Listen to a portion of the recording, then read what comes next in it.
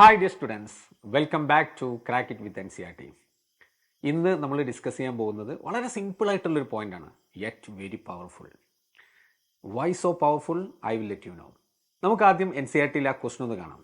നമ്മൾ പലപ്പോഴും നിസ്സാരമാക്കി നമ്മൾ സബ്സൈഡ് ചെയ്യുന്ന ഒരു ടോപ്പിക്കാണ് മെക്കാനിക്കൽ പ്രോപ്പർട്ടീസ് ഓഫ് സോളിഡ്സ് എന്നുള്ള ചാപ്റ്റർ. ആ ചാപ്റ്ററിലെ ഒരു ക്വസ്റ്റ്യനാണ് ഇന്ന് നമ്മൾ ഡിസ്കസ് ചെയ്യാൻ പോകുന്നത്. See the question. ഈ ക്വസ്റ്റ്യൻ നിങ്ങൾ വളരെ സൂക്ഷിച്ച് നോക്കൂ. വളരെ സിമ്പിൾ ആയിട്ടുള്ള ക്വസ്റ്റ്യൻ ആണ്, വളരെ തീരെ ലെങ്തി അല്ല, അങ്ങനത്തെ ഒരു ക്വസ്റ്റ്യൻ ആണിത് അല്ലേ. Determine the volume contraction of a solid copper cube 10 cm on an edge when subjected to hydraulic pressure 7 × 10⁻⁶ pascal. ഏറ്റവും ലേറ്റസ്റ്റ് NCERT ടെക്സ്റ്റ് ബുക്കിലെ 8.15 15th ക്വസ്റ്റ്യൻ ആണ് 8th ചാപ്റ്ററിലെ. എന്തുകൊണ്ടാണ് ഇത് വളരെ പവർഫുൾ എന്ന് ഞാൻ പറയുന്നതെന്ന് അറിയാം. നോക്കൂ, ഇക്കഴിഞ്ഞ അതായത് ജാനുവരിയിൽ നടന്ന JEE മെയിൻ 2025 phase 1 എക്സാമിൻ്റെ ക്വസ്റ്റ്യനാണ് ഇപ്പം നിങ്ങൾ കാണുന്നത്. നോക്കൂ, the volume contraction of solid copper cube of edge length 10 cm when subjected to a hydraulic pressure of 7 × 10⁻⁶ pascal would be dash millimetre cube. Exactly the same question, ഒരു വ്യത്യാസമില്ല, the same question ആണ്. അതുകൊണ്ടാണ് ഞാൻ ഇത് അത്ര powerful എന്ന് പറഞ്ഞത്. JEEക്ക് ചോദിച്ച ക്വസ്റ്റ്യൻ ആണ് NCERT ടെക്സ്റ്റ് ബുക്കിൽ. ആ ക്വസ്റ്റ്യൻ ഏതോ കാലത്ത് ചോദിച്ചതല്ല, ഇതാ ലാസ്റ്റ് മന്തിൽ നടന്ന എക്സാമിൽ ചോദിച്ച ക്വസ്റ്റ്യൻ ആണ്.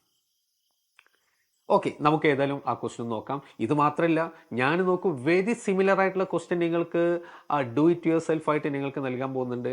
ആ ക്വസ്റ്റ്യൻസ് ഞാൻ ഒന്നല്ല തരാൻ പോകുന്നത്, 2 ക്വസ്റ്റ്യൻ അങ്ങനെ തരാൻ പോകുന്നുണ്ട്. ആ 2 ക്വസ്റ്റ്യൻസും 2025 JEE മെയിൻ phase 1 ചോദിച്ച ചോദ്യങ്ങളും കൂടിയാണ്. അപ്പോൾ നീറ്റിന് സാറേ ഞങ്ങൾ ആ ലെവലിൽ പോകേണ്ടതുണ്ടോ? എടാ, ഇത് ആ ലെവലിലുള്ള ക്വസ്റ്റ്യൻ അല്ല, ഇത് വളരെ ഈസി ആയിട്ട്, അതുകൊണ്ടാണ് ഞാൻ പറഞ്ഞത് വളരെ ഈസി ആയിട്ടുള്ള കാര്യമാണ്, ബട്ട് യെറ്റ് വെരി പവർഫുൾ എന്ന് പറയാനുള്ള കാരണം അതാണ്. നോക്കാം, നമുക്ക് ആ ക്വസ്റ്റ്യൻ ഒന്ന് ഡിസ്കസ് ചെയ്യാം. യെസ്, ക്വസ്റ്റ്യനിൽ നോക്കൂ എന്തൊക്കെയാണ് പറഞ്ഞിട്ടുള്ളത്. വോളിയം കോൺട്രാക്ഷൻ ആണ് നമ്മൾ കാണേണ്ടത്, എന്ന് വെച്ചാൽ ΔV ആണ് നമ്മൾ കണ്ടുപിടിക്കേണ്ടത് അല്ലേ. ΔV കണ്ടുപിടിക്കണം. അതിനെന്താ തന്നത്? Copper cube of edge length 10 cm. അപ്പോൾ നമ്മുടെ കയ്യിലുള്ള ഇക്വേഷൻ നമുക്കറിയാം, bulk modulus B = P divided by ΔV/V. നമുക്ക് മാഗ്നിറ്റ്യൂഡ് കിട്ടാൻ ഇത് മതി. യെസ്, അതിൽ ΔV ആണ് നമ്മളോട് ഇവിടെ ചോദിച്ചിട്ടുള്ളത്. That means ΔV = PV divided by V. കൊടുത്തു നോക്കാം നമുക്ക്. P എന്താണ് ക്വസ്റ്റ്യനിൽ തന്നിട്ടുണ്ട്? 7 × 10⁻⁶. ദെൻ വോളിയം നമുക്ക് വേണം. വോളിയത്തിന് എഡ്ജ് ലെങ്ത് തന്നിട്ടുണ്ട്, ക്യൂബ് അല്ലേ, അപ്പോൾ 10 cm ആണ് എഡ്ജ് ലെങ്ത്. അപ്പോൾ എന്താ കിട്ടുക? 10 ക്യൂബ്. അതുപോലെ സെൻറ്റിമീറ്ററിനെയും നമ്മൾ എന്ത് ചെയ്യണം? മീറ്ററിലേക്ക് കൺവേർട്ട് ചെയ്തിട്ട് ക്യൂബ് എടുക്കണം. അപ്പോൾ 10⁻⁻² the whole raise to 3, that is 10⁻⁻6 whole divided by bulk modulus is 1.4. നോക്കൂ, ന്യൂമറേറ്ററിൽ 7 ഉണ്ട്, അപ്പോൾ ഞാൻ 14 ആക്കി. 14 × 10⁻10 എന്ന് കൊടുത്തു. യെസ്, കട്ട് ചെയ്തോളൂ. യെസ്, കട്ട് ചെയ്തു. അപ്പോൾ 1/2 കിട്ടി. 1/2 എന്ന് പറയുമ്പോൾ 0.5 ആണ്. ഇൻറ്റു 10⁻, ന്യൂമറേറ്ററിൽ നമുക്കുള്ളത് 10⁻³ ആണുള്ളത്. ഡിനോമിനേറ്ററിന് 10⁻10 മുകളിലേക്ക് കയറി പോയി കഴിഞ്ഞാൽ നമുക്ക് എന്ത് കിട്ടും? 10⁻, കമോൺ, 10⁻³ മൈനസ് 10 എന്ന് കിട്ടി. That is equal to what you will get 5 × 10⁻⁻8 എന്ന് കിട്ടും. Isn't it? റെഡി ആണല്ലോ. 5 × 10⁻⁻8. പക്ഷെ അത്രയും എന്താണ്? അത്രയും മീറ്റർ ക്യൂബാണ്. പക്ഷെ നമ്മുടെ ഓപ്ഷൻസ് നോക്കൂ, ഓപ്ഷനൊക്കെ മില്ലിമീറ്റർ ക്യൂബിലാണ് തന്നിട്ടുള്ളത്. അപ്പോൾ നമ്മൾ മില്ലിമീറ്റർ ക്യൂബിലേക്ക് മാറ്റണം.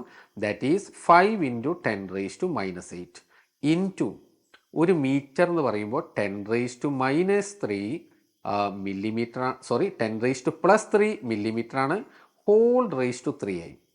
Therefore what you will get, that is 5 × 10⁻⁻8 ഉം 9 ഉം, -8 ഉം 9 ഉം ആയാൽ 10⁻1. Therefore the final answer is 50 mm³ is the final answer. Yeah, 50 mm³.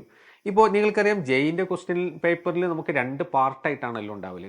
അപ്പോൾ അതിലെ ഒരു പാർട്ടിൽ നമുക്ക് ന്യൂമറിക്കൽ ആൻസർ ടൈപ്പാണ്, ഓപ്ഷൻസ് ഉണ്ടാവില്ല. അപ്പോൾ ഇത് അതുപോലെയുള്ള ക്വസ്റ്റ്യൻ ആണ്.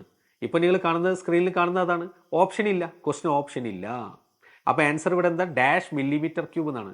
അപ്പോൾ ഡാഷ് എന്താണ് 50 ആണ് ആൻസർ. ഓക്കെ അല്ലേ? വളരെ സിമ്പിളാണ്, കൂടുതൽ ടൈമൊന്നും എടുക്കാതെ വളരെ ഡിറക്റ്റ് സബ്സ്റ്റിറ്റ്യൂഷനാണ്. നമ്മൾ കാര്യമായിട്ടൊന്നും അത്ര ഫോക്കസ് ചെയ്യാത്തൊരു ഭാഗം കൂടെയാണ്. പക്ഷെ ആ ഭാഗത്തുനിന്ന് JEE 2025 ഫേസ് 1 മാത്രം 3 ക്വസ്റ്റ്യൻസ് വേർ ആസ്ഡ്. അതിലൊന്നാണ് ഇപ്പം നമ്മൾ കണ്ടിട്ടുള്ളത്. അപ്പോൾ വെരി സിമിലർ ആയിട്ടുള്ള 2 ക്വസ്റ്റ്യൻ ഞാൻ നിങ്ങൾക്ക് അസൈൻമെൻ്റ് ആയിട്ട് നൽകാൻ പോവാണ്. അതിലൊന്നാമത്തേത് ഇതാണ്: the increase in pressure required to decrease the volume of a water sample by 0.2% is P into 10⁵ Newton per meter square. The bulk modulus of water is 2.15 into 10⁹ Newton per meter square. The value of P is same question ആണ്, same pattern ആണ്, നിങ്ങൾക്ക് easy ആയിട്ട് work out ചെയ്യാം. One more question I would like to give. അത് നോക്കൂ, നമുക്ക് objective ആയിട്ട് തന്നെ JEE മെയിൻ ഫേസ് 1 ചോദിച്ച ക്വസ്റ്റ്യൻ ആണ്. The fractional compression of water at A depth 2.5 kilometer below the sea level is %. Given the bulk modulus of water equal to 2 into 10⁹ Newton per meter square. Density of water is given in the question. Acceleration due to gravity is also given. Okay, ഇവിടെ എന്താ വ്യത്യാസമുള്ളത്? ഇവിടെ pressure നമുക്ക് നേരിട്ട് തന്നിട്ടില്ല, പകരം depth തന്നിട്ടുണ്ട്, വാട്ടറിൻ്റെ density തന്നിട്ടുണ്ട്. അപ്പോൾ നിങ്ങൾ പ്രഷറിനെ HROG വെച്ചിട്ട് പ്രഷർ സബ്സ്റ്റിറ്റ്യൂട്ട് ചെയ്യണം എന്നൊരു ഡിഫറൻസ് മാത്രമേ ഇതിലുള്ളൂ. ദ റെസ്റ്റ് ഇത് എക്സാക്ട്ലി സെയിം. അപ്പോൾ NCERTയിലെ ഓരോ ക്വസ്റ്റ്യനും നമുക്ക് ഏറ്റവും പ്രധാനപ്പെട്ടാണ്. ഒരു ക്വസ്റ്റ്യൻ്റെ പിന്നിൽ ഒരുപാട് കാര്യങ്ങൾ ഒളിഞ്ഞിരിക്കുന്നുണ്ട് എന്ന് മനസ്സിലാക്കുക. അങ്ങനെ 1 by 1 ആയിട്ട് പഠിച്ച് മുന്നോട്ട് പോവുക. അപ്പോൾ നന്നായിട്ട് ചെയ്യണം. നിങ്ങളുടെ ആൻസർ തീർച്ചയായിട്ടും നിങ്ങൾ താഴെ കമൻറ്റ് ബോക്സിൽ ടൈപ്പ് ചെയ്യണം.